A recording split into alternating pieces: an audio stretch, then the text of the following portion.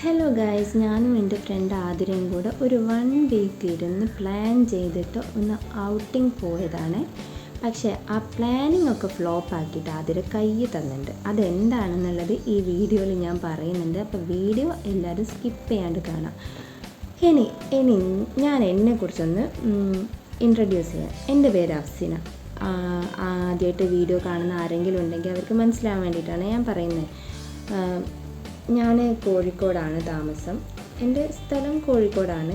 അപ്പോൾ എന്നെപ്പോലെയുള്ള സാധാരണക്കാരായ ആളുകളൊക്കെ ഷോപ്പിങ്ങിന് വേണ്ടിയിട്ട് എപ്പോഴും ഫസ്റ്റ് പ്രിഫറൻസ് കൊടുക്കുന്നത് കോഴിക്കോട് മിഠായി തെരുവിലായിരിക്കും കേട്ടോ. അവിടെ ചീപ്പ് റേറ്റിൽ നമുക്ക് എല്ലാ സാധനങ്ങളും നല്ല ക്വാളിറ്റിയിൽ തന്നെ കിട്ടുന്നൊരു സ്ഥലമാണ്. പിന്നെ അവിടുത്തെ പ്രത്യേകത എന്താണെന്ന് വെച്ചാൽ, നമുക്കിപ്പോൾ ഒരു ഷോപ്പിൽ കയറിയിട്ട് ഇഷ്ടപ്പെട്ടില്ലെങ്കിൽ നമുക്ക് ഒരുപാട് ചോയ്സസ് ഉണ്ട് കേട്ടോ അവിടെ. ഇത് ഞാൻ ജസ്റ്റ് ഒരു ഷോപ്പിൽ കയറിയതാണ് ഒരു ടോപ്പ് എടുക്കാൻ വേണ്ടിയിട്ട്. അവിടെയുള്ള കളക്ഷൻസ് ജസ്റ്റ് നിങ്ങൾക്ക് കാണിച്ചു തരാണ്. ഇത് ജസ്റ്റ് ഒരു ഷോപ്പിൽ മാത്രം കയറിയിട്ടുള്ള കളക്ഷൻസാണിത്. എന്താ പറയുക, അവിടെ പോയിട്ടുള്ളവർക്കറിയാം, കണ്ണ് തള്ളിപ്പോവും. ഡ്രസ്സിൻ്റെ ഒരു വലിയൊരു വേൾഡ് തന്നെയാണ് മിഠായി തെരുവ്.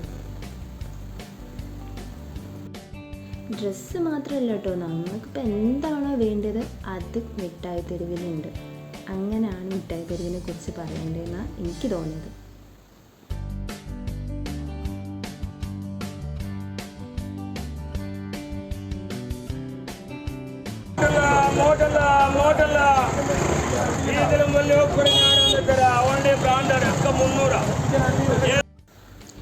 ഇതാണ് കേട്ടോ എൻ്റെ ഫ്രണ്ട് ആതിര. ക്യാമറ ഓണാക്കിയാൽ പിന്നെ പട്ടി ഷോ മസ്റ്റാണ് കേട്ടോ.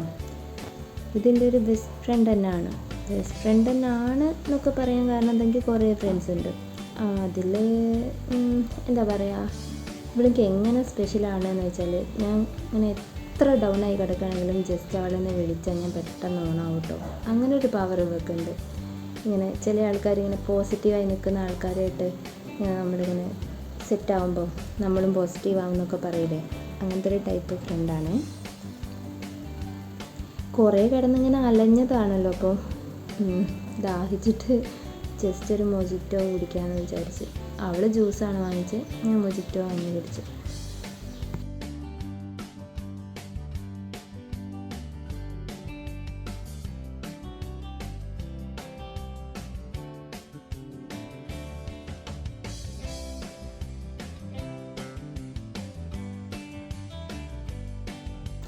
മൊജിറ്റോ കുടിച്ച് വയറ് ഫുള്ളായപ്പോൾ ഞാൻ ആതിരൻ്റെ അടുത്ത് പറഞ്ഞു, എടി ഇനി ഒന്നും പോയില്ല കേട്ടോ, ഞാൻ ഇനി വീട്ടിൽ പോയിട്ട് ഫുഡ് കഴിക്കുന്നുള്ളൂ എന്നൊക്കെ പറഞ്ഞതാണ്. പക്ഷേ ബിരിയാണീൻ്റെ സ്മെല്ല് കിട്ടിയപ്പോൾ എൻ്റെ തപസ് ഇളകി.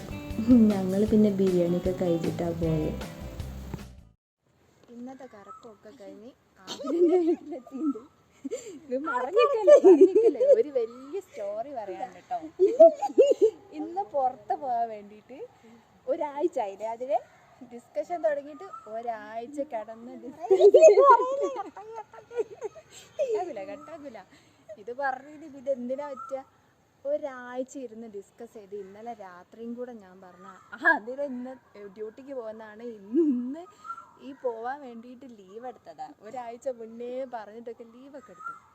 എന്നിട്ട് എന്താണ് രാത്രി ഞാൻ വിളിച്ച് പറഞ്ഞ്, എടി ഇന്നലെ വൈകുന്നേരം തൊട്ടേ ഇതിനെക്കുറിച്ച് ഡിസ്കഷൻ ആട്ടോ, ഞങ്ങൾക്ക് ഷോപ്പിങ്ങിന് പോകാൻ വേണ്ടി ചെറിയ കുറേ സാധനങ്ങളൊക്കെ വാങ്ങാനുണ്ട്. അപ്പോൾ ഞാൻ പറഞ്ഞ് എന്നാൽ എന്താണ് ഇത് ലേറ്റ് ആവരുത് കേട്ടോ, ഞാൻ കുട്ടികളെ സ്കൂളിൽ വിട്ടിട്ട് ഞാൻ വേഗം ബസ് കയറും, അപ്പോൾ രാവിലെ ലേറ്റ് ആയി കഴിഞ്ഞാൽ പിന്നെ ബാക്കി എല്ലാം ലേറ്റായി പോകുമെന്ന് പറഞ്ഞു. ഇല്ല അതാണ് ഞാൻ നേരത്തെ ഇറങ്ങാം, പിന്നെ ഞങ്ങൾക്ക് കുറച്ച് പരിപാടി ആദ്യം ഉണ്ട്, അത് കഴിഞ്ഞിട്ട് വേണം ഷോപ്പിങ്ങിന് പോകാനെന്നൊക്കെ പറഞ്ഞ് ഫുൾ പ്ലാൻ ചെയ്ത് വെച്ചാൽ, ഞാനിവളെ ഒരു 7:40 തൊട്ടേ വിളിക്കുന്നുണ്ട്. വിളിച്ചിട്ട് ആൾ ഫോൺ എടുക്കുന്നില്ല. ഞാൻ 10:30 ആയിട്ടും 10:30 വരെ ഞാൻ കണ്ടിന്യൂസ് വിളിച്ചുകൊണ്ടിരിക്കുക. കുറേ ആരാണെങ്കിലും രാവിലെ എണീറ്റാൽ ഫസ്റ്റ് എടുത്ത് നോക്കുക ഫോണാണ്. അങ്ങനെ തന്നെ അല്ലേ, രാവിലെ എണീറ്റ് ഫോൺ എടുത്ത് നോക്കല്ലേ. അപ്പോൾ ഇവള് ഇത്ര സമയമായിട്ട് ഫോൺ എടുക്കാണ്ടായപ്പോൾ ഞാൻ ഉറപ്പിച്ച് ഇവള് മരിച്ചു. എന്നിട്ട് 10:30 ആയപ്പോൾ പെട്ടെന്ന് ഫോൺ എടുത്തിട്ട് പറയാം, ഞാനപ്പോൾ എന്താ കൊടുവള്ളി എത്തണേന്ന് പറഞ്ഞിട്ട് പറഞ്ഞ സ്ഥലത്ത് വന്നിട്ട് വെയിറ്റ് ചെയ്ത് നിൽക്കുമ്പോൾ അവസാനമായിട്ട് ഒന്നും കൂടെ ഒന്ന് വിളിച്ചു നോക്കിയതാ. അപ്പോൾ പറയാ സോറി ഞാനേ ഒന്ന് ഉറങ്ങിപ്പോയതാന്ന് 10:30. എനിക്ക് ദേഷ്യം വരുമോ ഇല്ലേ. പിന്നെ എങ്ങനെയൊക്കെയോ ചാടി എണീറ്റ് പോയി അല്ലേ. 1 മണിക്കൂർ നേരത്തെ എല്ലാം പ്ലാൻ ചെയ്ത് വെച്ചത് ഇപ്പം ലേറ്റായിട്ട് പറഞ്ഞ സമയത്തിന് അപ്പുറമൊക്കെ ആയിരുന്നു. ഇനിയിപ്പോൾ കുട്ടികൾ സ്കൂൾ വിട്ട് അവിടെ വന്നിട്ടുണ്ട്. ഓല് വന്നിട്ട് ഇപ്പോൾ 1 മണിക്കൂർ കഴിഞ്ഞിട്ടുണ്ടാവും. ഞാൻ അവിടെ തിരിച്ച് വരാൻ നേരം ആതിരൻ്റെ അച്ഛനെ വീട്ടിലുണ്ടാക്കിയ എന്തോ ഒരു സംഭവം അപ്പോൾ പറമ്പിൽ പോയിട്ട് എടുത്തിട്ട് വന്നിട്ട് അതൊക്കെ എനിക്ക് മുറിച്ച് കവറിലൊക്കെ ഇട്ട് തന്നിട്ടോ.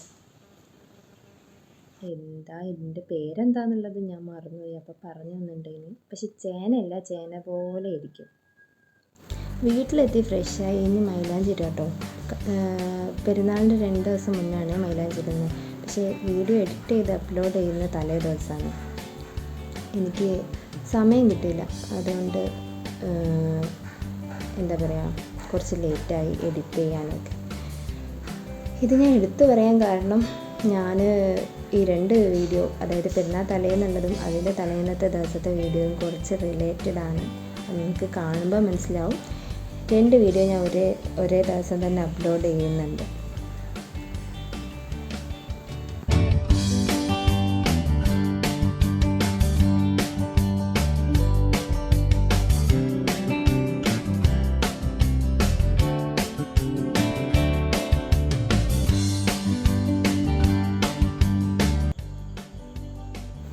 മൈലാഞ്ചിടൽ കഴിഞ്ഞപ്പോഴേക്ക് ഉറക്കം കണ്ണിലാണോ തലയിലാണോ കയറിയിരിക്കണമെന്ന് മനസ്സിലാക്കാൻ പറ്റാത്തൊരവസ്ഥയിലായിപ്പോയി ഞാൻ. കണ്ണൊക്കെ ഡള്ളായിട്ട് കണ്ണ് വലിച്ച് പിടിച്ചിട്ടാണ് ഞാൻ ഉള്ളിലുള്ള ഡിസൈനൊക്കെ ഫിനിഷാക്കിയത്.